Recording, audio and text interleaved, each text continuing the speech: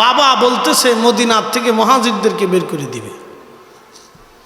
দেখেন ছেলের কলিজার ভিতরে ইশকে রাসূল দাও দাও করে জ্বলে উঠল। সুবহানাল্লাহ, একসাথে বলবেন আল্লাহু আকবার। আল্লাহু আকবার। ছেলেটা দ্রুত গতিতে ঘোড়া দাবড়ে মদিনার উপকণ্ঠে, যে রাস্তা দিয়ে সবাই মদিনা ঢুকবে, এই মদিনার রাস্তায় ঢাল তলোয়ার অস্ত্রে শস্ত্রে সজ্জিত হয়ে দাঁড়ায় রয়েছে। সব সাহাবী চলে যাচ্ছে মদিনাতে। আল্লাহ রসুলের আদত ছিল যুদ্ধযাত্রা থেকে ফেরার পথে অথবা কোনো সফর থেকে আসার সময় প্রিয় নবীজি সবার পিছনে আসতেন। সুবহানাল্লাহ। কেন? ওই যে কোনো আহত সাহাবী থাকে, কেউ দেরি হতে পারে, অসুস্থতা আসতে পারে, তো অন্য কেউ তার এত তদারকি করবে না। রসুল যেটা করবে সেটা তার অন্য কেউ করবে না। কথা ঠিক আছে না ভাই? জি। তো আল্লাহর নবী সবার পিছনে আসতেন, যাতে উনি তদারকি করে আসতেন যে কারো কিছু হারাই গেল কিনা। খুঁজতে খুঁজতে নবীজি সবার পিছনে আসতেন, তদারকি করতে করতে আসতেন। কিন্তু এই যাত্রায় নবী সবার পিছনে আর আব্দুল্লাহ ইবনে উবাই সবার আগে। তার চিন্তা হলো মদিনায় ঢোকার পরে মুহাজিরদেরকে বের করে দেব। হযরত আব্দুল্লাহ রাদিয়াল্লাহু আনহু, আব্দুল্লাহ ইবনে উবাইর ছেলে আব্দুল্লাহ, তিনি তলোয়ার হাতে নিয়ে, ঢাল হাতে নিয়ে, অস্ত্র শস্ত্রে সজ্জিত হয়ে মদিনার উপকণ্ঠে দাঁড়ানো আছে। যখন আব্দুল্লাহ ইবনে উবাই মদিনার রাস্তার পাশে গেলেন, রাস্তার পাশে যাওয়ার পরে তখনই ছেলেটা তলোয়ার বের করে বাবার সামনে দাঁড়ায় বলল, বাবা দাঁড়াও, হ্যাঁ পিতা দাঁড়াও, আমি তোমার সন্তান আব্দুল্লাহ তলোয়ার হাতে নিয়ে বলতেছি, মদিনার মধ্যে তুমি ঢুকতে পারবা না। যদি চেষ্টা করো আমি ছেলে তোমার দেহ থেকে মাথা ফেলে দিব। পিতা তুমি মদিনার সীমানার ভিতরে ঢুকতে পারবা না, যদি চেষ্টা করো তাহলে আমি তোমার সন্তান তোমার দেহ থেকে মাথা আলাদা করে ফেলে দেব। কারণ তুমি নিজে বলেছ মুহাজিরদেরকে মদিনার থেকে বের করে দেবা। আমার রসুলকে অসম্মান করার স্পর্ধা তোমাকে কে দিয়েছে? আমার নবী অনুমতি না দেওয়া পর্যন্ত এইখানে দাঁড়ায় থাকবা। সাবধান, ঢুকার চেষ্টা করলে আমি তোমার সন্তান তোমাকে আজকে জবাই দেব।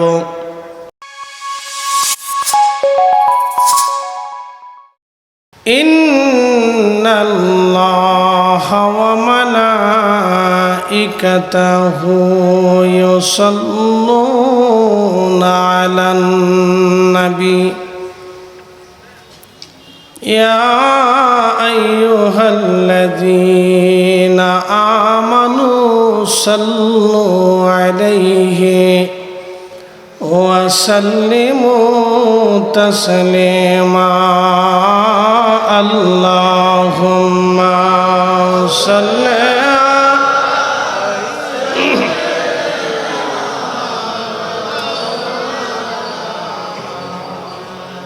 মাশাআল্লাহ সাইয়্যিদানা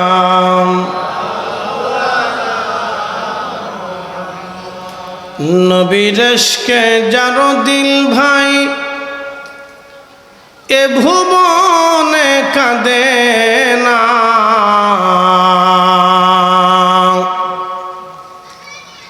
রোজ হাসরে ভাই জানতারা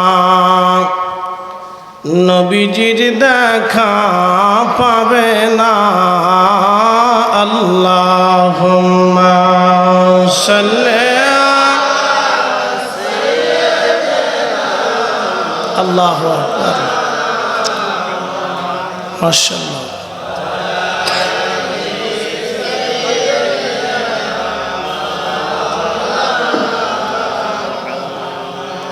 লা ইলাহা ইল্লাল্লাহ, লা ইলাহা ইল্লাল্লাহ, লা ইলাহা ইল্লাল্লাহ, লা ইলাহা হাসবি রাব্বি জাল্লাল্লাহ মা ফি কলবি খায়রুল আহানুর মুহাম্মদ ইলাহা ইল্লাল্লাহ লা ইলাহা লা ইলাহা লা ইলাহা ইল্লাল্লাহু মুহাম্মাদুর রাসূলুল্লাহ সাল্লাল্লাহু আলাইহি ওয়াসাল্লাম। আল্লাহ কি কারো কাছে দায়বদ্ধ? না। তাম সৃষ্টিকে যিনি পুঙ্খানুপুঙ্খরূপে সুনিয়ন্ত্রিতভাবে, একেবারে সুনিয়ন্ত্রিতভাবে যিনি নিয়ন্ত্রণ করেন, ডিসেম্বর জানুয়ারিতে শীত আসবেই, এটা আল্লাহর ফয়সালা। বর্ষাকালে বৃষ্টি হবেই, এটা আল্লাহর ফয়সালা। গরমের দিনে গরম পড়বেই, এটা আল্লাহর ফয়সালা। বসন্তকালে বসন্ত থাকবে, এটা আল্লাহর ফয়সালা। আপনি যদি বর্ষাকালে পেঁয়াজ লাগাইতে চান তা হবে না।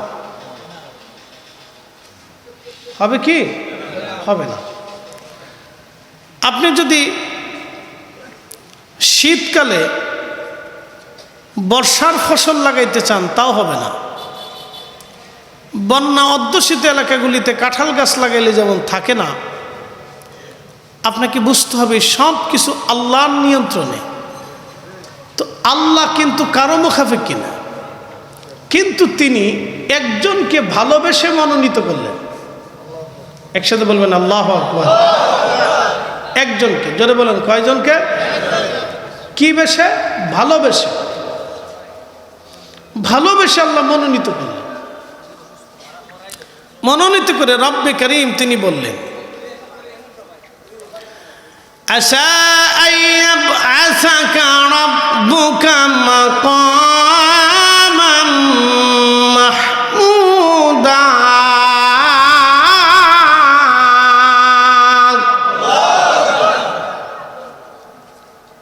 আচ্ছা, আপনাদেরকে বলি, আপনাদের কাছে রসুলের শান গাইলে আপনাদের কলিজায় আনন্দ লাগে না?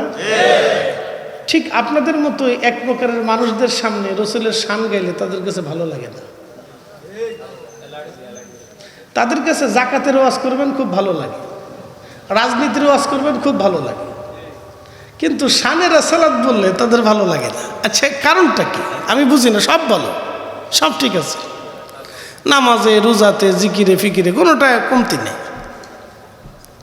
পোশাকে আশাকে সব সুন্দর আছে, কিন্তু এই ক্ষেত্রে কেন জানি দুর্বল। এটা আসলে তকদিরের দোষ। কথা কন না কেন? ঠিক আছে না ভাই? কপালের দোষ, বদনসিব। এছাড়া আমি আর কি বলতে পারি? তাছাড়া তো আমার আর বলার কিছু নেই। তো বদনসিব ছাড়া কি হবে?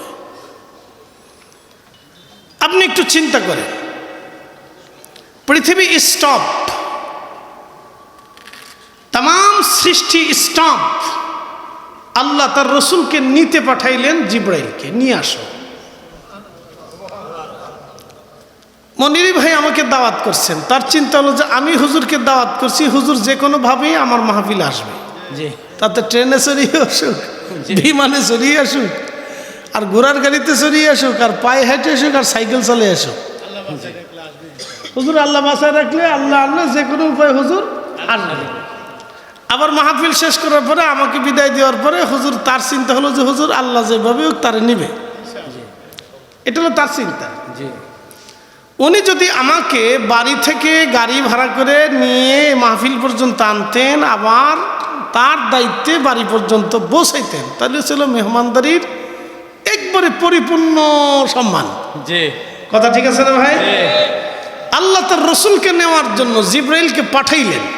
এর অর্থ কি? মেহমানকে পরিপূর্ণ সম্মান, ইজ্জত, মর্যাদা দিয়ে আল্লাহ তার নিজস্ব লোক, নিজস্ব পার্সন জিব্রাইল আলাইহিস সালামকে আল্লাহ পাঠিয়ে দিয়ে বললেন, যান আপনি তাম ফেরেশতাদের মধ্যে মুকাররবিন, সম্মানিত, আপনি আমার রসুলকে নিয়ে আসেন। সুবহানাল্লাহ। শোনেন, আপনাদেরকে একটা কথা বলি, আপনি যদি সারা জীবন চিন্তা করেন যে সব পয়েন্টে পয়েন্টে, আপনি দেখবেন যে আল্লাহর রসুলের শানের বিষয়টা আল্লাহ এমনভাবে ফুটিয়ে তুলছেন যে আপনি চুল পরিমাণ এহানাত করলে আপনি ধ্বংস হয়ে যাবেন। কথা ঠিক আছে না ভাই? চুল পরিমাণ এহানাত করলে আপনি ধ্বংস, আপনার কিচ্ছু নেই। 36,000 বছরের যদি আপনার তাহাজ্জুদ থাকে তাও কিছু হবে না।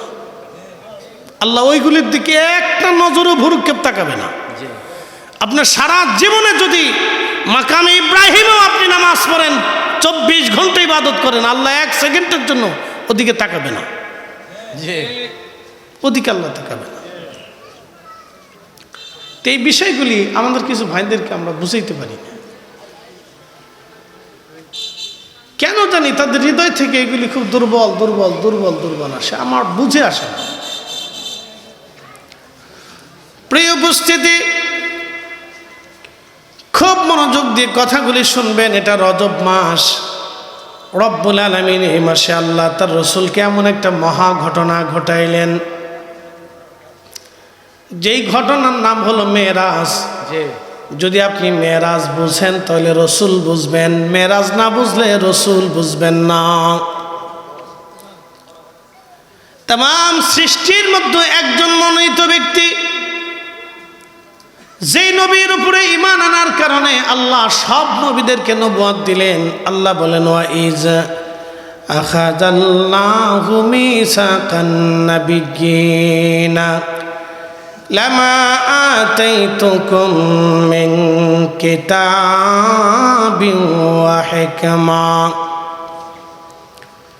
আল্লাহ ডাক দিয়ে বললেন, হে মুসা, হে ঈসা, হে আদম, হে দাউদ, হে সুলাইমান, হে ইব্রাহিম, ইসহাক, ইসমাঈল, ইয়াকুব, ইউসুফ আলাইহিমুস সালাতু ওয়াস সালাম, তোমাদেরকে আমি রব্বুল আলামিন নবুয়ত দিব, কিতাব দিব, হিকমত দিব, তোমাদেরকে নবুয়তের মহান সম্মানে সম্মানিত করব।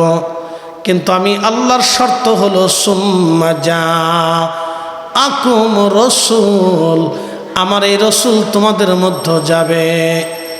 আমার এই নবী যাওয়ার পরে মুসাদ্দিকুল লিমা মাআকুম, এমনি এমনি যাবে না। এই কোরআনে আল্লাহ বলে দিলেন, আমার এই রসুল এমনি এমনি যাবে না, সত্য সহ যাবে। এই কালাম নিয়ে যাবে, হক নিয়ে যাবে, ঈমান নিয়ে যাবে, ইয়াকিন নিয়ে যাবে। আমার এই নবী সত্য সহ পৃথিবীতে যাবে। ও নবীরা, তোমরা স্বীকার করে নাও, লা তুমিনুন্না বিহি, তোমরা এই নবীর উপরে ঈমান আনবা। যদি এই নবীর উপরে তোমরা ঈমান আনো, আমি আল্লাহ তোমাদের সব নবীদেরকে নবুয়ত দিব। আর ঈমান যদি না আনো, তাহলে নবুয়ত তোমরা পাইবা না।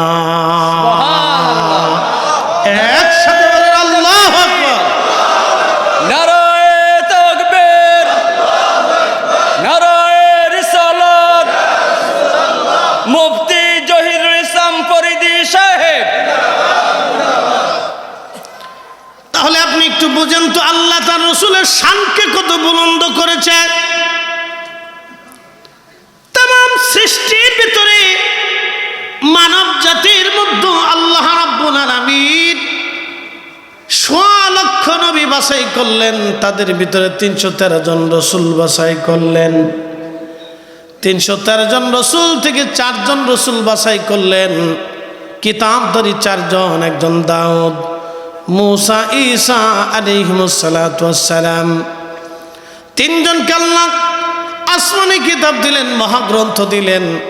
এর ভিতর থেকে আল্লাহ সর্বশ্রেষ্ঠ যাকে বাছাই করলেন, তিনি আমাদের নবী রাহমাতুল লিল আলামিন। একবার জোরে বলা যাবে কি আল্লাহু আকবার। আচ্ছা বলেন তো, সে রসুলের পবিত্র চাদর নিয়ে আপনি সমালোচনা করতে পারবেন? জি না। আপনি চাদর বাদ দেন, নবী নিয়ে পরে হিসাব তো পড়ে, রসুলের শান নিয়ে তো পড়ে হিসাব। আপনি একটু মদিনা নিয়েই সমালোচনা করেন। জি না। মদিনা নিয়ে সমালোচনা করতে, বিরূপ মন্তব্য করতে রসুল নিষেধ করে গেছেন। আল্লাহর নবী বলে গেছেন, এ আমার উম্মত, মদিনাকে তোমরা ভালোবাসবে, মদিনার মানুষদেরকে মহাব্বত করবে। জি এই জন্য পৃথিবীর সমস্ত মানব থেকে আপনি মদিনার মানুষকে ভিন্ন দেখবেন। জি আল্লাহু আকবার। আল্লাহু আকবার। আপনি সারা মদিনার হৌদের ভিতরে সারাবি খারাবি হারামি নাফাকি ফাসিকি আকামি কাকামি কিচ্ছু পাবেন না। একসাথে বলবেন আল্লাহু আকবার। আল্লাহু আকবার। পুরা সৌদি আরব যদি পাপে ভাইসে যায়, আপনি মদিনার ভিতরে পাপ ঢুকতে দেখবেন না। মদিনার বাচ্চারা ভদ্র, মদিনার নারীরা নারীদের মতো পর্দানিসীন ত্যাগে পবিত্র নারী আপনি কোথাও পাবেন না। জি মদিনার মেয়েদের মতো পবিত্র নারী পৃথিবীর কোথাও পাবেন না। মদিনার মানুষের মতো এত শরীফ ভদ্র লাজুক আশিকে রাসূল আল্লাহ প্রেমিক আল্লাহকে ভয় করনেওয়ালা পৃথিবীর কোথাও খুঁজে পাবেন না, কোথাও পাবেন না আপনি। জি কারণ আল্লাহ রসুল ঘুমিয়ে থাকার কারণে জি মদিনার শান এত বুলন্দ হয়ে গেল, কিয়ামত পর্যন্ত আল্লাহ এই জমিনটাকে হেফাজত করবে। সুবহানাল্লাহ। আপনি চিন্তা করতে পারছেন? প্রিয় উপস্থিতি, মনোযোগ দিবেন। আল্লাহর হাবিবের সাথে মদিনা মানুষের কেমন ব্যবহার ছিল, রসুল করিমের ব্যাপারে মদিনার মানুষের সিদ্ধান্ত কেমন ছিল। মদিনার ভিতরে একজন মুনাফিক ছিলেন, তার নাম আব্দুল্লাহ ইবনে উবাই। মুনাফিক সর্দার যাকে বলা হয়, তার একটা ছেলে ছিল, ছেলের নাম ছিল আব্দুল্লাহ ইবনে আব্দুল্লাহ। ছেলের নামও আব্দুল্লাহ, বাবার নামও আব্দুল্লাহ। আব্দুল্লাহ ইবনে উবাই আর আব্দুল্লাহ ইবনে আব্দুল্লাহ। তো ছেলে ছিল খুব আশেক সাহাবী। সাহাবী মানে খুব কড়া সাহাবী। অ্যাটেনশন, আপনারা অনেক সময় আমাদেরকে হয়তো বলেন যে হুজুর শানের রেসালাতে আপনারা এত কঠোর কে, আপনারা কি আর কিছু পান না? অনেক ভাইরা আমাদেরকে বলে যে হুজুর আর কিছু কি আপনারা পান না? এই বিষয়ে আপনারা এত কঠোর কেন? কেন কঠোর আপনাদেরকে কোরআন থেকে আজকে বুঝাই, মনোযোগ দেন। তো রসুল করিম সাল্লাল্লাহু আলাইহি ওয়াসাল্লাম তিনি সাহাবায়ে কেরাম নিয়ে যুদ্ধে গেছেন, রওনা হয়েছেন। তো সেনাবাহিনী নিয়ে যাচ্ছেন। তো ইতিমধ্যে এক আনসার সাহাবী এবং মুহাজির সাহাবী দুইজনের মধ্যে বাকবিতণ্ডা হয়েছে। বাকবিতণ্ডা তো বুঝেন, একটু তর্কাতর্কি হয়েছে। তো দুই সাহাবীর মধ্যে একটু তর্কাতর্কি হতে আনসারি রাজায়া আব্দুল্লাহ ইবনে উবাইয়ের কাছে যা বলছে, হে আব্দুল্লাহ ইবনে উবাই, মুহাজিররা আমাদেরকে ধমক দেয়। আব্দুল্লাহ ইবনে উবাই সেইতে যায় বলতেছে, বলো কি? মুহাজিরদেরকে আমরা জায়গা দিলাম, খাইতে দিলাম, বসতে দিলাম, বাড়ি দিলাম, ঘর দিলাম, মদিনায় থাকতে দিলাম, ওদের কি করে সাহস হয় যে ওরা আমাদেরকে ধমক দেয়? মদিনায় ফেরত যাওয়ার পরে সব মুহাজিরদেরকে ঘাড় ধাক্কা দিয়ে মদিনা থেকে বের করে দেব। কথা আপনি একটু বুঝার চেষ্টা করেন। আব্দুল্লাহ ইবনে উবাই শুধু একটা শব্দ বলছে যে মদিনার থেকে সব মুহাজিরদেরকে মদিনার থেকে ধাক্কা দিয়ে ঘাড় ধাক্কা দিয়ে বের করে দেব। ওদের সাহস কি করে হয়? মদিনার আনসারীদেরকে ধমক দেয়, মারতে আসে। কথা বুঝে সংবাদটা আল্লাহ রসুলের কানে পৌঁছে গেল। নবীজি যুদ্ধযাত্রা বাতিল করে আল্লাহ নবী সাহাবীদেরকে তখনই বললেন, দ্রুত গতিতে মদিনার দিকে মুভ করো, মদিনায় ফিরে চলো, আমাদের আর যুদ্ধে যাওয়া লাগবে না, তাড়াতাড়ি মদিনায় চলো। তো আব্দুল্লাহ ইবনে উবাইয়ের ছেলে আব্দুল্লাহ রাদিয়াল্লাহু আনহু, তিনার কানে ওই শব্দটা গেল যে বাবা বলতেছে মদিনার থেকে মুহাজিরদেরকে বের করে দিবে। দেখেন ছেলের কলিজার ভিতরে ইশকে রাসূল দাও দাও করে জ্বলে উঠল। সুবহানাল্লাহ। একসাথে বলবেন আল্লাহু আকবার। আল্লাহু আকবার। ছেলেটা দ্রুত গতিতে ঘোড়া দাবড়ে মদিনার উপকণ্ঠে, যে রাস্তা দিয়ে সবাই মদিনা ঢুকবে, এই মদিনার রাস্তায় ঢাল তলোয়ার অস্ত্রে শস্ত্রে সজ্জিত হয়ে দাঁড়ায় রয়েছে। সব সাহাবী চলে যাচ্ছে মদিনাতে। আল্লাহ রসুলের আদত ছিল যুদ্ধযাত্রা থেকে ফেরার পথে অথবা কোনো সফর থেকে আসার সময় প্রিয় নবীজি সবার পিছনে আসতেন। সুবহানাল্লাহ। কেন? ওই যে কোনো আহত সাহাবী থাকে, কেউ দেরি হতে পারে, অসুস্থতা আসতে পারে, তো অন্য কেউ তার এত তদারকি করবে না, রসুল যেটা করবে সেটা তার অন্য কেউ করবে না। কথা ঠিক আছে না ভাই? জি। তো আল্লাহর নবী সবার পিছনে আসতেন, যাতে উনি তদারকি করে আসতেন যে কারো কিছু হারাই গেল কিনা। খুঁজতে খুঁজতে নবীজি সবার পিছনে আসতেন, তদারকি করতে করতে আসতেন। কিন্তু এই যাত্রায় নবী সবার পিছনে আর আব্দুল্লাহ ইবনে উবাই সবার আগে। তার চিন্তা হলো মদিনায় ঢোকার পরে মুহাজিরদেরকে বের করে দেব। হযরত আব্দুল্লাহ রাদিয়াল্লাহু আনহু,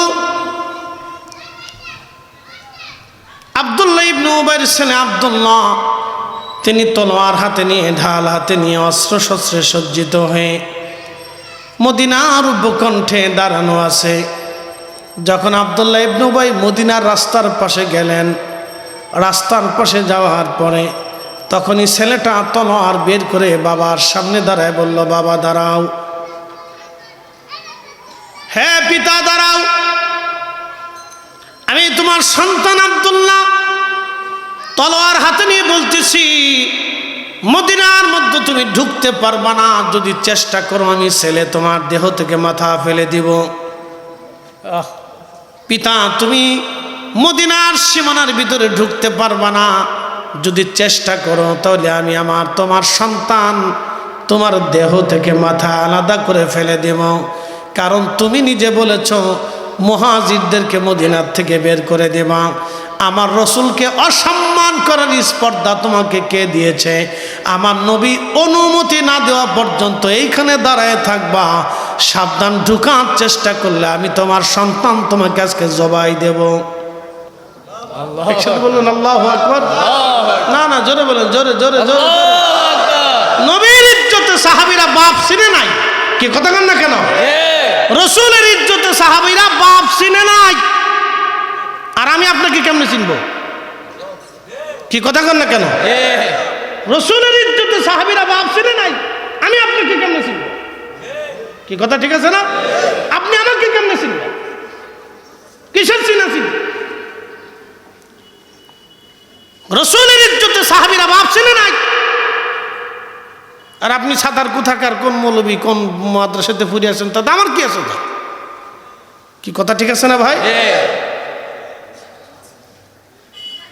তখনই আল্লাহ রাব্বুল আলামিন সূরা মুনাফিকের আয়াতগুলি নাজিল করলেন।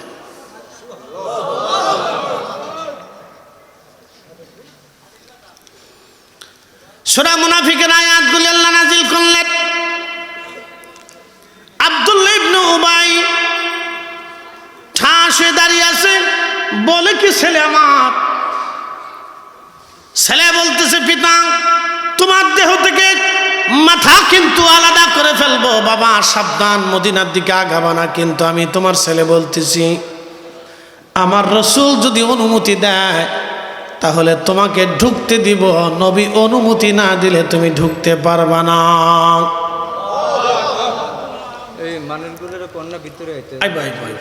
আল্লাহর নবী, আল্লাহর হাবিব ধীরে ধীরে ধীরে ধীরে আসতে লাগলেন। নবীজি এসে দেখতেছেন ঠিক, আল্লাহর নবী এসে দেখলেন ঠিক আব্দুল্লাহ ইবনে উবাই দাঁড়ানো, আর ছেলেটা তলোয়ার হাতে নিয়ে বাবারে দাঁড়া করায় রাখছে। নবীজি বললেন, কি হয়েছে আব্দুল্লাহ? সাহাবী বলতেছেন, ইয়া রাসূলুল্লাহ, আমার বাবার কত বড় সাহস হয় মুহাজিরদেরকে মদিনা থেকে বের করে দিবে। আমার নবী নিজেই যেখানে মুহাজির। আল্লাহু আকবার। না না, আরো জোরে বলেন আল্লাহু আকবার। আমার বাপের সাহস কি করে হয়? ইয়া রাসূলুল্লাহ, আপনি অনুমতি দিলে বাপকে ঢুকতে দেব, নতুবা এইখানেই আমি আমার বাপের দেহ থেকে মাথা আলাদা করব। আমি আজকে বাপের পরিচয় দেব না। ইয়া রাসূলুল্লাহ, আমার বাপের কি করে সাহস হয় মদিনার থেকে মুহাজির বের করে দিবে? তার জবান থেকে শব্দ কি করে বের হয়? আপনি রসুল যেখানে মুহাজির, আপনার সম্মান যেখানে হাত দিয়েছে, বাপ চিনব না আজকে। একসাথে বলবেন আল্লাহু আকবার। সাহাবী, জোরে বলেন কি? সাহাবী। আরো জোরে বলেন কি? সাহাবী। সাহাবী সাহাবী সাহাবী রাসূল। এইভাবে রসুলকে মহব্বত করতেন। তা আব্দুল্লাহ ইবনে উবাইয়ের ব্যাপারে রসুল বললেন, আব্দুল্লাহ তুমি তোমার পিতাকে ছেড়ে দাও। বলি, ইয়া রাসূলুল্লাহ আপনি হুকুম দেন, আমি আমার পিতাকে এক্ষুনি হত্যা করব। কল্পনা করতে পারছেন? নবীকে আপনি এক্ষুনি হুকুম দেন, আমি আমার পিতাকে আপনার সামনে মদিনার উপকণ্ঠে হত্যা করব, তাকে মদিনায় ঢুকতে দেব না। তার সাহস কি করে? কলিজায় রসুলের ইশক তাজিম দেখছেন আপনি সাহাবীদের ব্যাপারে। আমাদের দেশে খ্যাতি সম্পন্ন যে কত মুফাসসির বেরিয়েছে, রসুলের শানে কি শব্দমালা ব্যবহার করতে হবে নিজেও বুঝে না। বিরাট বড় বড় খ্যাতি সম্পন্ন মুফাসসির হয়েছে। হায় আফসোস উম্মতের জন্য। এইভাবে চলতে থাকলে আগামী দিন কত উম্মত যে রসুলের সাথে বিয়াদবি করে নাফরমানি করে জাহান্নামী হয়ে যাবে, নিজেও জানে না। কি কথা কর না কেন? নিজেও বুঝে না যে কত উম্মত জাহান্নামে চলে যাবে, নিজেও বুঝে না। আপনি ভালো করে বুঝেন, সূরা মুনাফিকের তাফসীরের ভিতরে আসছে, আল্লাহর নবী তখন বললেন, হে আব্দুল্লাহ, আমি যদি তোমার পিতাকে এখন হত্যার হুকুম দেই, তাহলে মানুষ বলবে মুহাম্মদ সাল্লাল্লাহু আলাইহি সাল্লাম তার সঙ্গীদেরকে হত্যা করে। আব্দুল্লাহ তুমি তোমার পিতাকে ছেড়ে দাও। পিতাকে ছেড়ে দিছে। ছেড়ে দেওয়ার পরেও শেষ হয় নাই। ভালো করে বুঝে যাবেন ইশকে রসুল কি জিনিস। তখন আব্দুল্লাহ বলতেছেন, ইয়া রাসূলুল্লাহ, আমি আমার পিতাকে আপনার হুকুমে ছেড়ে দিলাম বটে, কিন্তু আমার মন বলতেছে যদি আল্লাহর কোনো বিধান ফাইসালা আসে আমার পিতাকে হত্যা করার ব্যাপারে, যেহেতু সে বেয়াদবি করেছে, ইয়া রাসূলুল্লাহ যদি ফাইসালা আসে তাহলে আমার পিতাকে অন্য কাউকে দিয়ে হত্যা করাবেন না, আমি নিজে আমার বাবাকে জবাই দেব। আল্লাহু আকবার। এ মুসলমান, এ বরুণাবাসী, বিদ্রাবাসী, ভালো করে বুঝে যাবেন এরা সাহাবী রাসূল। তাজিমে রাসূলের ব্যাপারে, নবীর ইজ্জতের ব্যাপারে, আল্লাহর হাবিবের সম্মানের ব্যাপারে ঠিক তখনই কোরআনের আয়াত নাজিল হলো। তখনই কোরআনের আয়াত নাজিল হলো, ওয়ালিল্লাহিল ইজ্জাতি ওয়ালি রাসূলিহি ওয়ালিল মুমিনিনা ওয়ালাকিন্নাল মুনাফিকিনা লা ইয়ালামুন। ও নবী, মুনাফিকরা আল্লাহর ইজ্জত বুঝে না, আপনি রসুলের ইজ্জত বুঝে না, আর মুমিনের ইজ্জত তারা বুঝে না। নবী, যারা মুনাফিক অন্তরে নেফাক ঢুকেছে, আপনি রসুলের ইজ্জত বুঝে না, আমি আল্লাহর ইজ্জত বুঝে না, আমার মুমিনের ইজ্জত তারা বুঝে না। এ নবী, তারা মুনাফিক।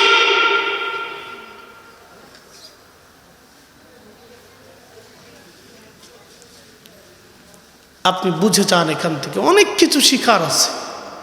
কি ভাই, শিখার আছে না? এই জন্য আমরা শানে রিসালাতে রসুলের ইজ্জতের ব্যাপারে আমরা খুব সতর্ক থাকি। কথা ঠিক আছে না ভাই?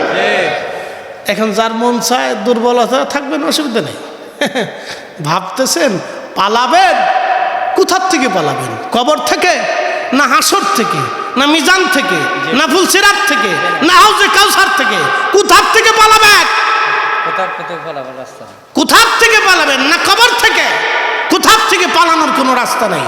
যেখান থেকে পালাইতে চাবেন ওখানেই রসুল লাগবে। কবরে নবী লাগবে, হাসরে রসুল লাগবে, মিজানে নবী লাগবে, ফুলসিরাতে নবী লাগবে, হাউজে নবী লাগবে, জান্নাতে সেখানেও রসুল লাগবে। দুনিয়াতে মরার আগে রসুল লাগবে। পালানোর রাস্তা আছে ভাই? আল্লাহ অপশন দেয় নাই। আল্লাহ জানে পৃথিবীতে এরকম কিছু গুস্তাখ তৈরি হবে, তারা সর্বসময় আমার রসুলের শানকে ছোট ছোট। আচ্ছা আপনাদেরকে বলেন তো, আমার দিকে তাকান।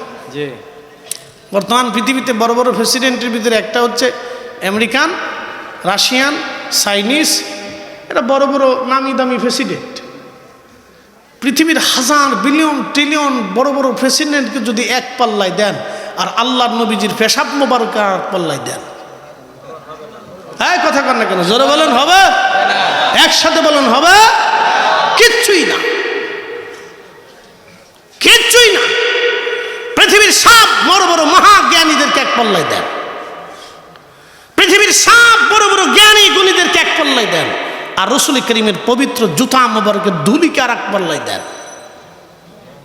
কি কথা কর না কেন? আল্লাহ নবী তো আরো ঊর্ধ্বের কথা। আপনি পবিত্র কদম মোবারকের জুতার সাথে যে ধুলি লেগেছিল, এই ধুলি মোবারকের এক পাল্লায় দেন। একসাথে এক জায়গায় করলে ওজনে হবে? হ্যাঁ হ্যাঁ, এটা বুঝে যাবে,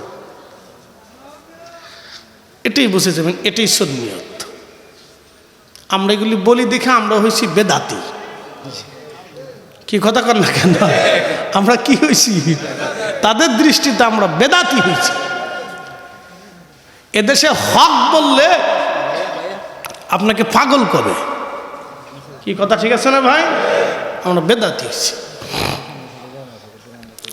একটু দরুশে বলেন আল্লাহুম্মা সাল্লি আলা। আরে গরম রে, শীত কি ফলাইলো মাওলানা মুহাম্মাদাম ওয়া আলা আলি সাইয়্যিদিনা মাওলানা মুহাম্মাদ সাল্লি আলা সাইয়্যিদিনা মাওলানা মুহাম্মাদাম ওয়া আলা আলি সাইয়্যিদিনা মাওলানা মুহাম্মাদ।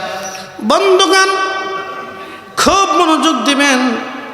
আহা, আল্লাহর নবীর ব্যাপারে শব্দ চয়নে আল্লাহ কতটা সতর্ক ছিলেন। এই কুরআনুল কারীমের ভিতরে রব্বুল আলামিন বললেন, ইয়া আইয়ুহাল্লাযীনা আমানু লা তাকুলু রা'না।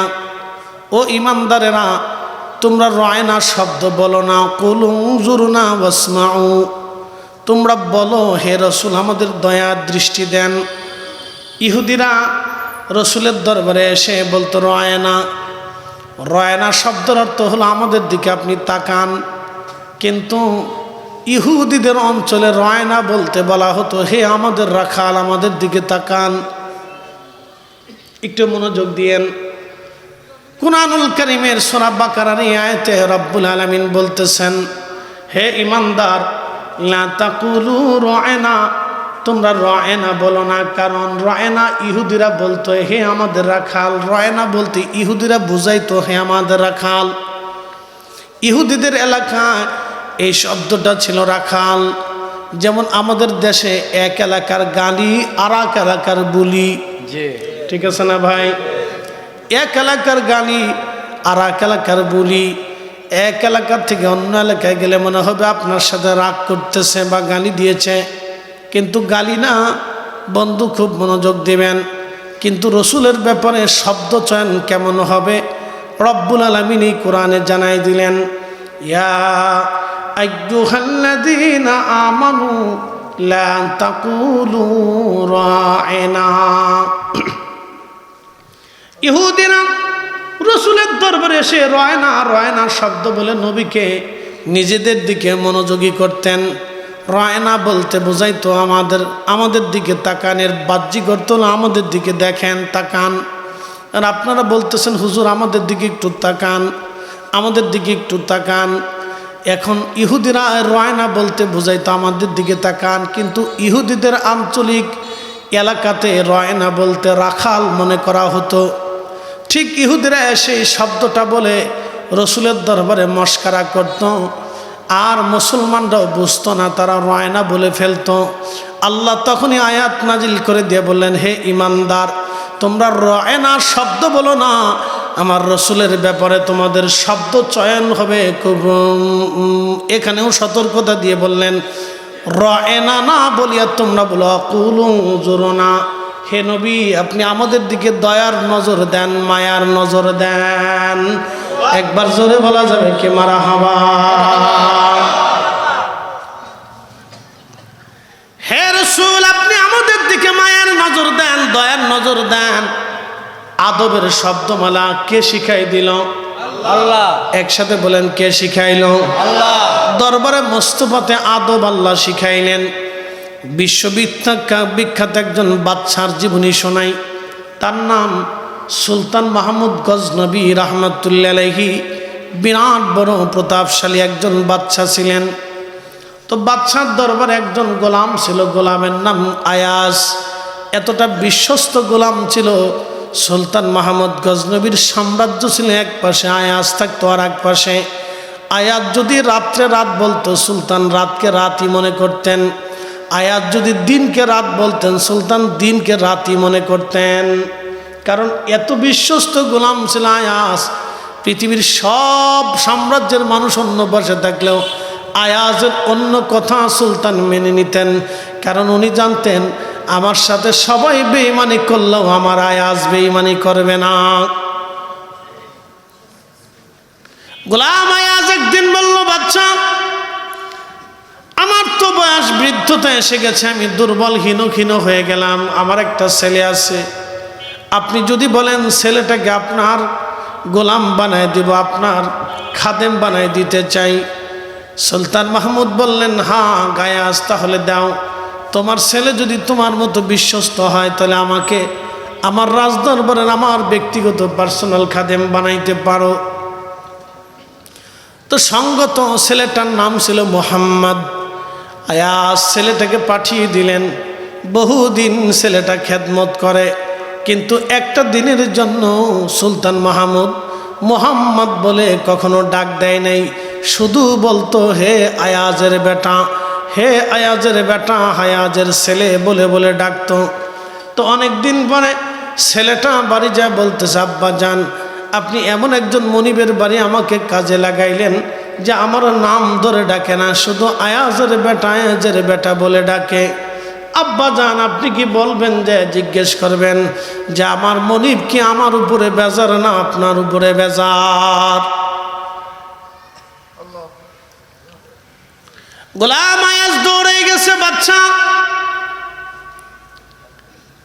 পৃথিবীর সবটুকুন ভালোবাসা দিয়ে আমি আপনাকে ভালোবেসেছি, আপনি আমার মনিব ছিলেন।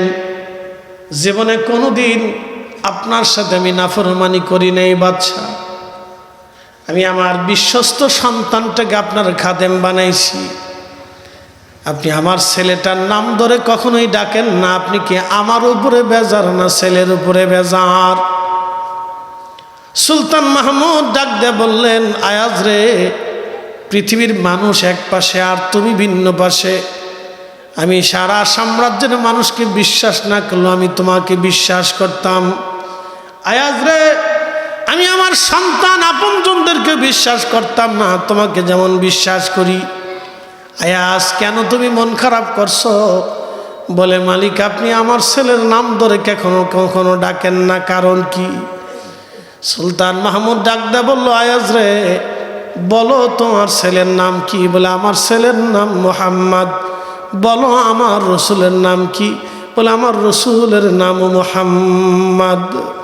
আয়াজ রে, তোর ছেলের যদি বারবার হে মোহাম্মদ বলে ডাকি, আমার রসুলের নামের অসম্মান করা হয়। চিৎকার মেরে জোরে বলেন আল্লাহু আকবার। আল্লাহু আকবার। ইয়া রাসূলুল্লাহ,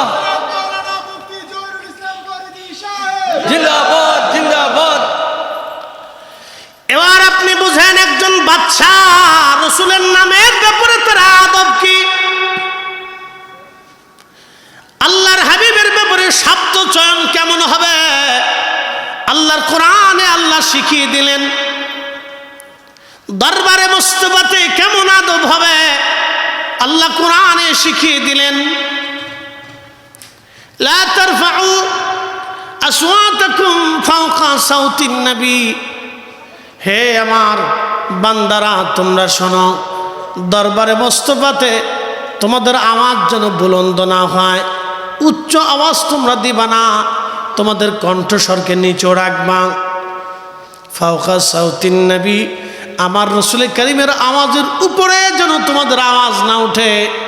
সাবধান, আমার রসুল কথা বলেছেন, আমার রসুলের শব্দের চাইতে তোমাদের শব্দ যাতে উচ্চ না হয়। আপনি একটু চিন্তা করেন আদব কিভাবে আল্লাহ শিখাইলেন।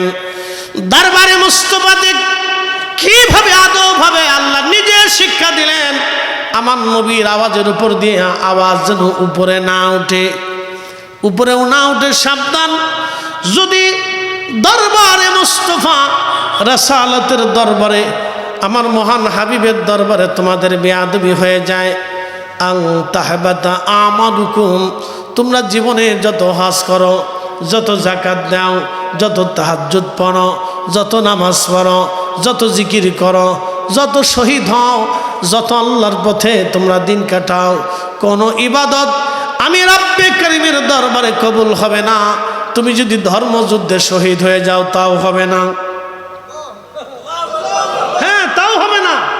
লা তারফাউ আসওয়াতাকুম ফাওকা সাউতিন নবী, দরবারে মুস্তাফাতে বেয়াদবি হলে আপনি চিন্তা করেন যে সাহাবীদেরকে আল্লাহ ধমক দিছে। কাদেরকে?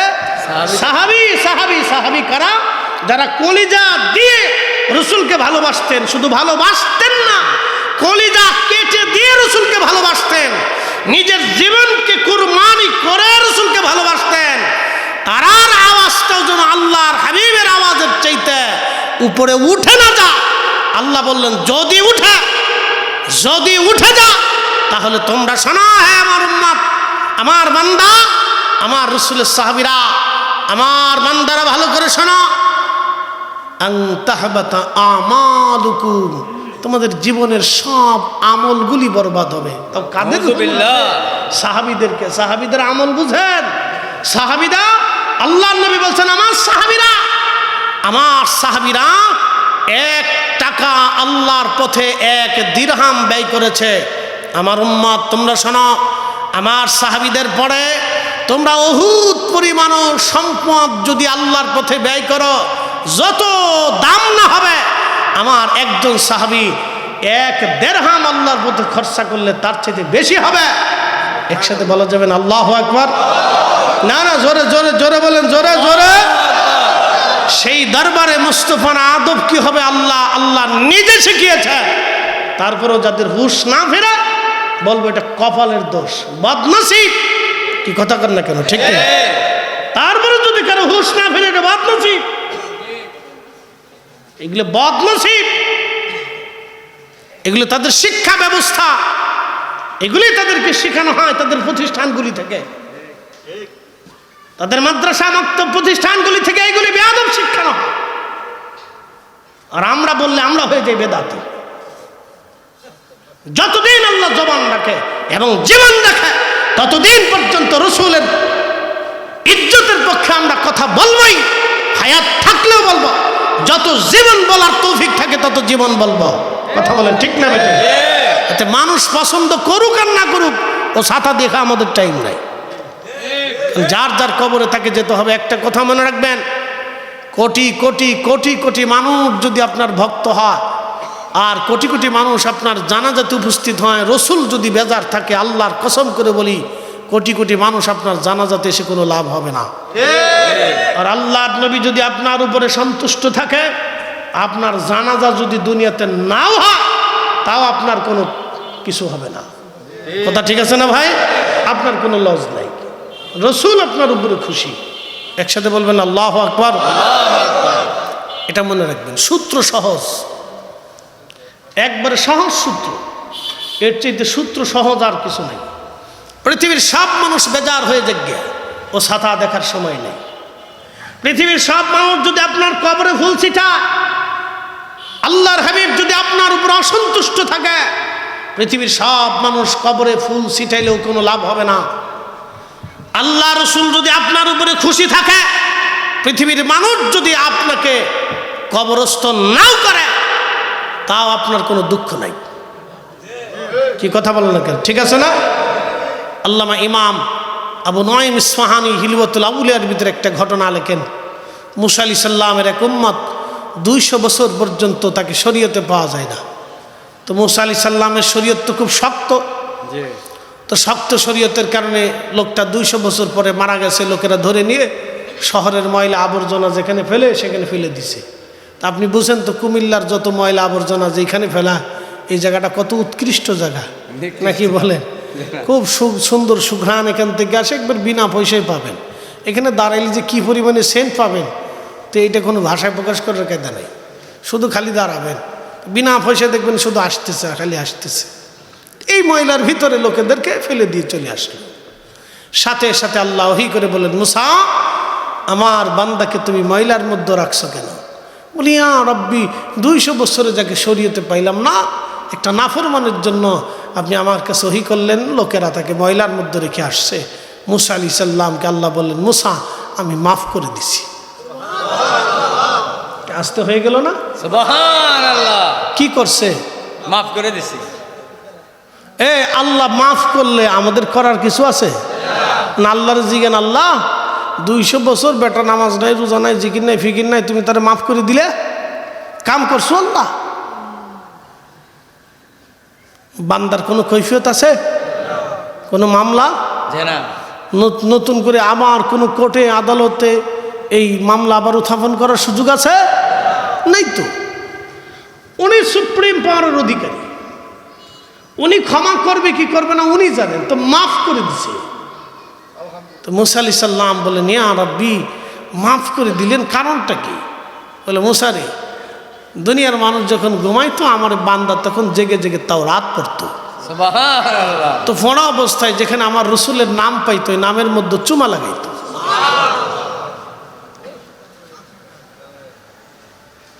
আপনি বুঝে যান কে মাফ করছে? আল্লাহ। তো আল্লাহ মাফ করে দিলে আমাদের কি করার আছে? আল্লাহ যদি মাফ করে তাহলে আমরা কি খুশি না? যে এক সময় যদি আল্লাহ মাফ করে তাহলে আমরা সময় দিলেও তো আল্লাহ মাফের আশা করতে পারি। এক সময় যদি আল্লাহ ক্ষমা করে তাহলে আমরাও তো রসুলের পক্ষে থাকার কারণে ক্ষমার আশা করতে পারি। তা প্লাস পয়েন্ট তো এটা, কি কথা কন না কেন? এটা আমরার জন্য প্লাস পয়েন্ট। আল্লাহু আকবার, আল্লাহু আকবার। এটা আমাদের জন্য একটা প্লাস পয়েন্ট। প্রিয় উপস্থিতি, মুসা আমার বান্দা তওরাতে আমার রসুলের নাম যেখানে পাইতো রে মুসা চুমা লাগাইতো। আমার বান্দার এখানে সুন্দর কাজখানা দেখে আমি আল্লাহর বড্ড ভালো লেগেছে রে মুসা। আমার রসুল আমার হাবিবকে তাজিম করার কারণে আমি রব্বুল আলামিন তার জীবনের গুনাহ অপরাধগুলি আমি আল্লাহ মাফ করে দিলাম। কে মাফ করছে? প্রতিটা নারী টাকার বিনিময়ে দেহ ব্যবসা করে। আচ্ছা বলেন তো, এর মতো পোষা নারী পৃথিবীতে আছে? আপনাকে যদি বলা হয় মুরব্বী ছেলেটা বিয়ে দিবেন, বলে হ্যাঁ। মেয়ে কোথায়? বলে মেয়ে পতিতাবৃত্তি করে। দিবে কোনো মুরব্বী? তার ছেলের বিয়ে দিবে? জীবনও না। মুরব্বী মরে গেলেও দিবে না। বলে যে আমি পাহাড়ের উপর থেকে পড়ে মরে যাবো, তারপর আমার ছেলের এরকম একটা মেয়ের সাথে বিয়ে দেব না। কোনো বাবা মা এটা মানবে না, কোনো ফ্যামিলি এটা মানে না। তো বুঝতে পারতেছেন, এরকম একটা পতিতা নারী যারা সমাজ মানে না, রাষ্ট্র মানে না, লোকে মানে না, দেশ মানে না, মসজিদ মানে না, কমিটি মানে না, মাহফিল কমিটি মানে না, মুসলমান মানে না, খ্রিস্টানও মানে না, ইহুদিও মানে না, নাসারাও মানে না, শিখও মানে না, নাস্তিকও মানে না, তারা কেউ মানে না। এই লোক দাঁড়িয়ে আছে দেখে কুত্তা হাঁপাইতে হাঁপাইতে হাঁপাইতে হাঁপাইতে হাঁপাইতে যায়। তা আরবে তো গরমের প্রচণ্ডতা প্রখরতা এত মারাত্মক যে শুধু গরমই পড়ে না, শুষ্ক বাতাস আসে। তো শুষ্ক বাতাস যখন নাকের ভিতর দিয়ে শ্বাসে প্রশ্বাসে ঢুকে তখন এই কলিজার ভিতর থেকে একবারে শুকায় আসে। পানির বড্ড তৃষ্ণা লাগে। বাংলাদেশের তৃষ্ণা আর আরবের তৃষ্ণা একরকম না। দুই তৃষ্ণার ভিতরে আবহাওয়ার কারণে তফাৎ আছে। তো কুকুর হাঁপাইতে হাঁপাইতে জিহ্বা বের করে এসেছে। এই পতিতা নারীর মনে মায়া লাগলো। মায়া লাগার কারণে মায়াটা এতই বেশি লাগলো, পতিতা নারীটা পায়ের মোজা খোলে রশি বেঁধে কুয়ার ভিতর থেকে পানি উঠাইয়া এই পতিতা মহিলা কুকুরটাকে পানি পান করাইলো। কুকুরকে যখন পানি পান করাইছে, আল্লাহ রসুল বলতেছেন আল্লাহর কাছে এই কাজটা বড্ড মায়া লাগলো, আল্লাহর দয়া লাগলো। পতিতা বিত্রীর সারা জীবনের জেনার গুনাহ আল্লাহ তারে মাফ করিয়া আমার আল্লাহ তারে জান্নাতি বানায় দিল। না, জোরে বলে মাফ করছে কে? এক পতিতা নারীরে মাফ করে দিল। তা আমার বলার কি আছে? আমাদের জন্য প্লাস পয়েন্ট। রাব তুমি যদি পতিতা নারীরে পানি পান করানোর জন্য, কুত্তাকে পানি খাওয়ানোর জন্য যদি পতিতা নারীর মাফা, তাহলে আমরা তোমার হাবিবের দুরূদ সালাম ভরাইয়া, কোরআন খতম দেওয়াইয়া, আল্লাহর বান্দাদেরকে দাওয়াত করাইয়া, মিলাদ মাহফিল দেওয়াইয়া, আল্লাহর বান্দাদেরকে খাওয়াইয়া আমরাও জাহান্নাম থেকে বাঁচার আশা করতে পারি। জি। বেদাতের মাসলা তো পরে আসেননি, ও ছাতা তো আরো বহু পরে। কি কথা কন না? বেদাতের ফতোয়া তো আরো বহু পরে। এগুলি ফরের মাসালা, এগুলো সূত্রের ভিতরেই পড়ে না। মা উহদিসা মিম্মা ইউখালিফু কিতাবান আও সুন্নাতান আও আথারান ফাহাদিহি বিদআতুদ দালাল। ইমাম শাফি, বাইহাকি, ইমাম নবী, হাজার আসকালানি, মোল্লা আলী কারি মাক্কি, ইমাম ইজ্জুদ্দিন, ইমাম সুয়ুতি, ইমাম সাখাবি থেকে এক জমাত মুহাদ্দিস বলছেন, যেটা কোরআনের বিপরীত, এই কোরআনের বিপরীত সেটা বেদাতে দলালা। যেটা রসুলের সুন্নতের বিপরীত সেটা বেদাতে দলালা। যেটা আসার সাহাবে ক্রাম, তাবিন, তাবিনদের সিদ্ধান্তের বিপরীত সেটা বেদাতে দলালা। যেটা উম্মতের এজমা, বড় বড় আইম্মে ক্রাম যেটা বোর্ড বসে একটা সিদ্ধান্ত দিয়েছেন সেটার বিপরীত সেটা বেদাতে দলালা। মানুষ খাওয়ানো বেদাতে দলালা কে কইছে? রসুলের দুরূদ সালাম পড়া বেদাতে দলালা কেন কইছে? কোরআন শরীফ খতম দেওয়া বেদাতে দলালা কেন কইছে? মানুষ মরে গেলে তার জন্য দোয়া করবো বেদাতে দলালা কে বলছে? এগুলো হলো আমাদের দেশের দলীয় পক্ষপাতিত্বের ব্যাপার। কি কথা বল না কেন? এগুলো দলীয় পক্ষপাতিত্বের ব্যাপার, এগুলো দলীয় মাসলা হয়ে গেছে। এগুলো কোরআন সুন্নাহর অরিজিনাল মাসলা না, দলীয় মাসলা। কি কথা কন না কেন? কি মাসলা? পয়সা করে দিলে আবার মাসলা থাকে না, এটা ঘুরে চলে যায়। ভালো মন্দ খাওয়ান দিলে পরে আবার পয়সা ঘুরে চলে যায় মাসলা। এগুলো সব দলীয় মাসলা। কি কষ্ট হইতেছে আপনাদের? কত ক্লিয়ার হয়, বাকি জিগি না কিনে, এটা দলীয় মাসলা। তো ভাই আমার, আমরা বানাইছি বেদাতি। কি আশরাফ আগুন। প্রিয় উপস্থিতি, পতিতা নারীর ক্ষমা হয়ে গেল।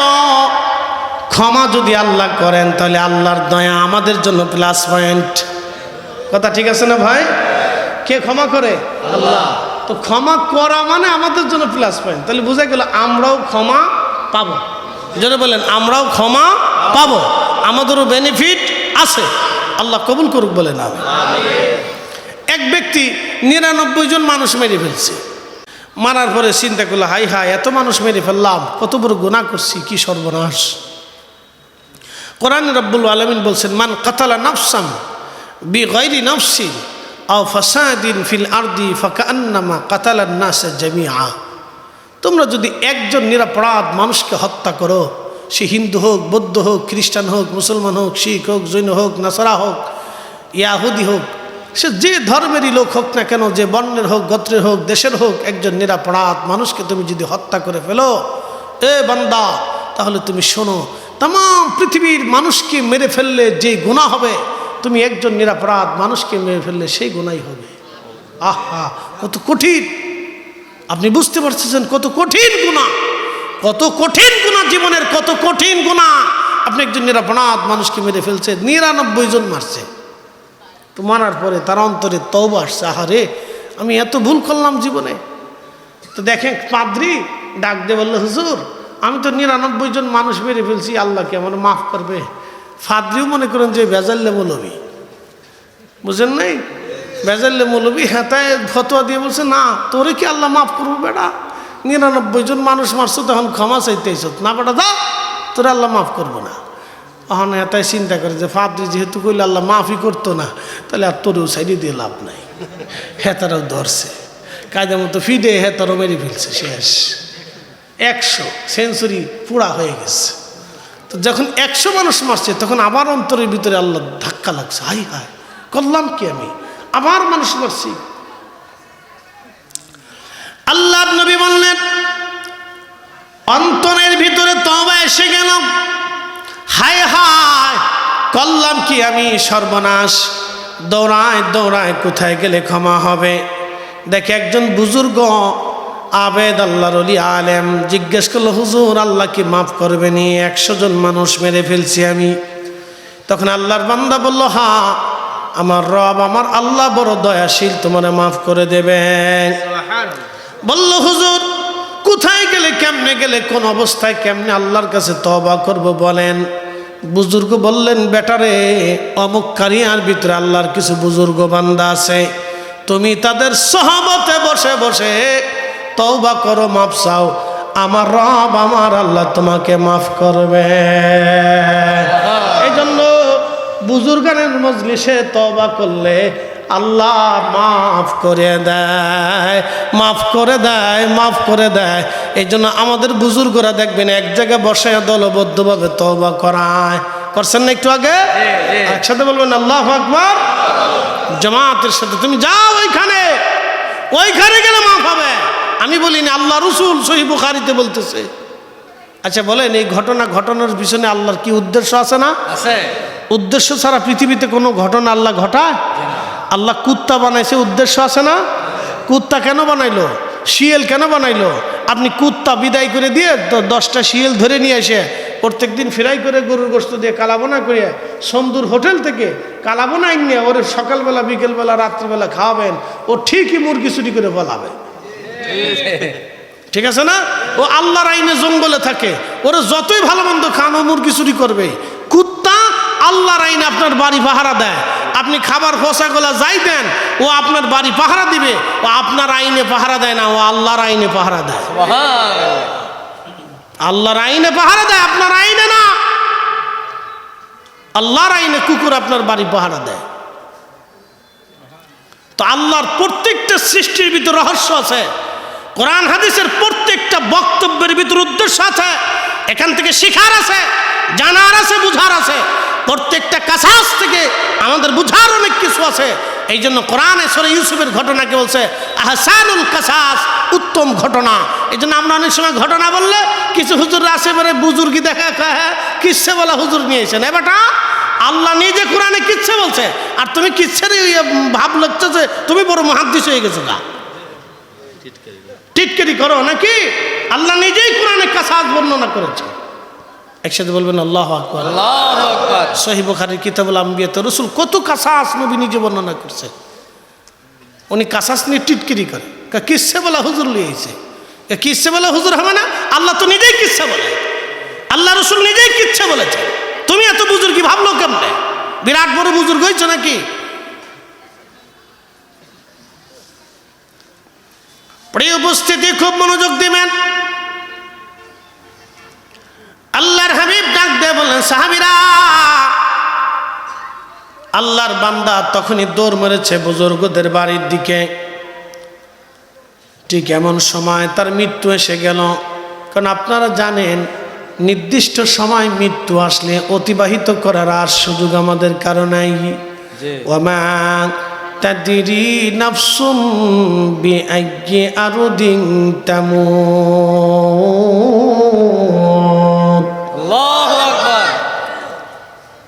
কখন কোন জায়গা কোন অবস্থায় মানুষ মারা যাবে আল্লাহ ছাড়া কেউ জানে না, আল্লাহ ছাড়া কেউ জানে না। ও হাজিরিন, মনোযোগ দিয়ে কথাগুলি শুনে যাবেন।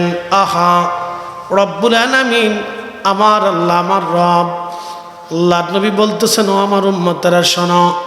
তখনই মৃত্যু এসে গেল, আজরাইল তার জান কবজ করে নিয়ে চলে গেল। নিথর দেহটা তার পড়ে আছে। আল্লাহ রসুল বলতেছেন, জান্নাত এবং জাহান্নামের ফেরেশতারা আসছে তাকে নিয়ে যাওয়ার জন্য।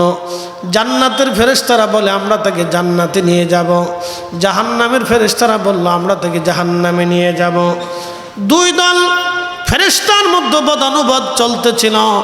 সহিহ বুখারীতে রাসূল বলতেছেন, আমার রব সবই তো জানেন, তারপরও দুই দল ফেরেশতার বদানুবাদ। আমার রব বন্ধ করার জন্যে একজন ফেরেশতাকে পাঠিয়ে দিয়ে বললেন, যাও তুমি তাদের মধ্যে ভেজাল মীমাংসা করে দিয়ে আসো, বদানুবাদ মীমাংসা করে দিয়ে আসো। ওই ফেরেশতা যখন এসে জিজ্ঞেস করলো তোমরা কি নিয়ে বদানুবাদ করো, তখন এক ফেরেশতারা, জান্নাতের ফেরেশতারা বলল, দেখো আল্লাহর বান্দা তওবা করার জন্য অমুক কারিয়ার বুজুর্গদের বাড়ির দিকে রওনা করেছিল, কিন্তু যেতে পারে নাই, যাওয়ার আগেই মৃত্যু হয়ে গেছে, সেই জন্য আমরা তাকে জান্নাতে নিয়ে চলে যাব। জাহান্নামের ফেরেশতারা বলে, দেখো সে নিয়ত করে রওনা দিয়েছিল, কিন্তু যেতে পারে নাই। যেহেতু পারে নাই, সে তো আমরা তাকে জাহান্নামে নিয়ে যাব। দুই দল ফেরেশতার ভিতরে বদানুবাদ চলতেছিল। তখন ওই ফেরেশতা বলল, দেখো বিতর্ক করে কোনো লাভ নাই, তোমরা একটা কাজ করো। আল্লাহরে বান্দা যেখান থেকে রওনা করেছিল ওইখান থেকে ওই কারিয়া বুজুর্গদের বাড়ি পর্যন্ত সীমানা রাস্তা কত, রাস্তা মেপে দেখো। এই বান্দা যদি অর্ধেক রাস্তা অতিক্রম করে তাহলে তাকে জান্নাতে নিয়ে যাও, আর যদি অর্ধেক রাস্তায় পিছনে পড়ে যায় তাহলে জাহান্নামে নিয়ে যাও।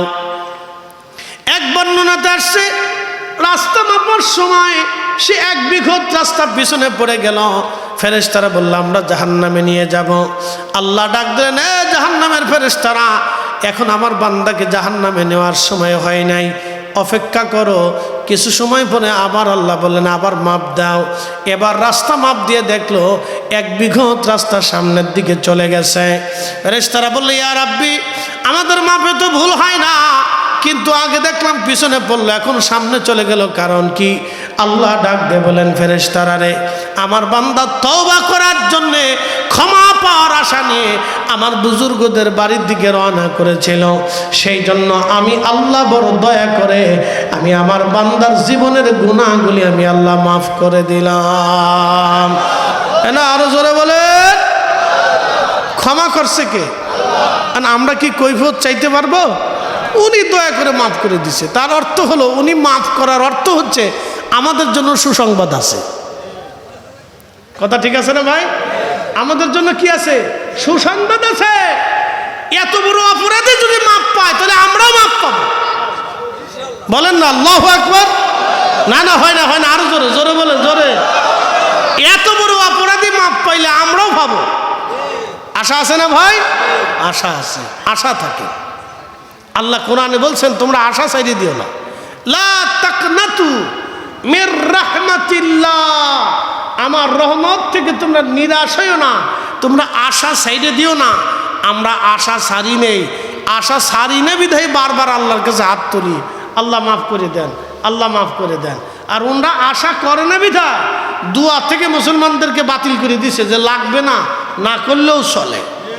কি বুঝলেন আপনারা? বুঝে যাবে, খালি দলিল দিলে হবে, আকল দিয়ে বুঝতে হয়। আমরা আশা করি বিধায় বারবার চাই, আল্লাহ মাফ করে দেন, ভুল হয়ে গেছে। আর ওরা আশা করে না বিধায় নিজেও করে না, আর মুসল্লিরও বাদ করে দিচ্ছে যে আপনাদের করা লাগবে না।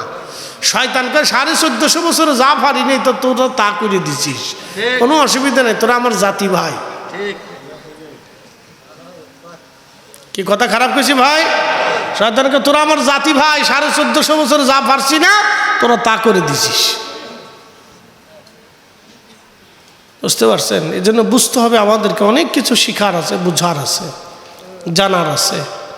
ক্ষমা আল্লাহ করবে, আমার কি করার আছে? রব্বে করিমের দয়া লাগছে, মাফ করে দিছে।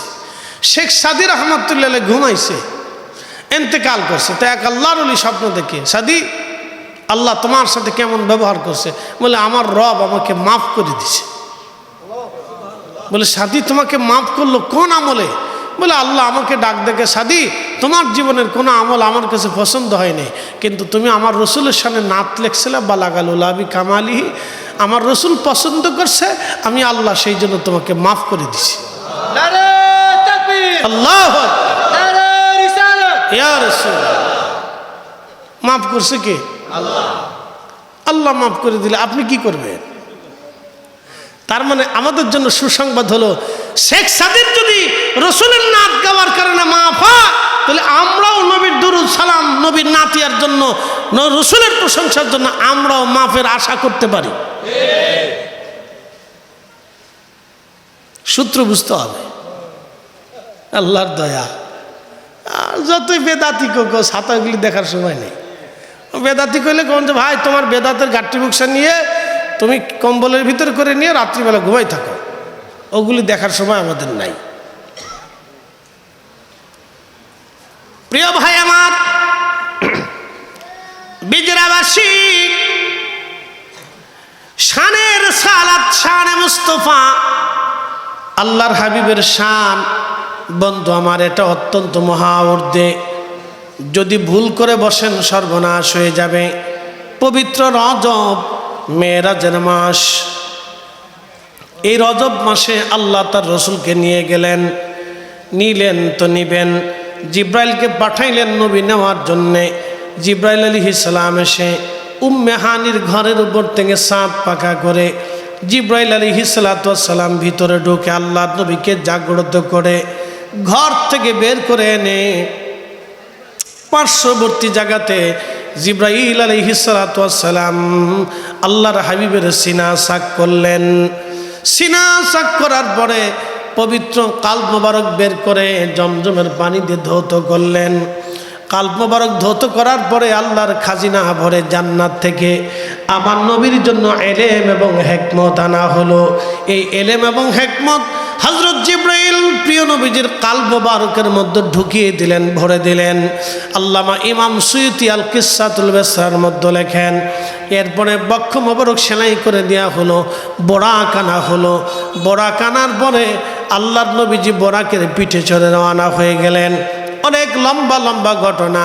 নবীজি বলতেছিলেন, আমি যাচ্ছিলাম, যাওয়ার সময় দেখলাম মারার তুবি মুসা ওয়াহুয়াইয়ুসল্লি ফি কবরিহি, আমি দেখলাম মুসা নবী দাঁড়ায় দাঁড়ায় কবরের ভিতরে নামাজ আদায় করতেছে।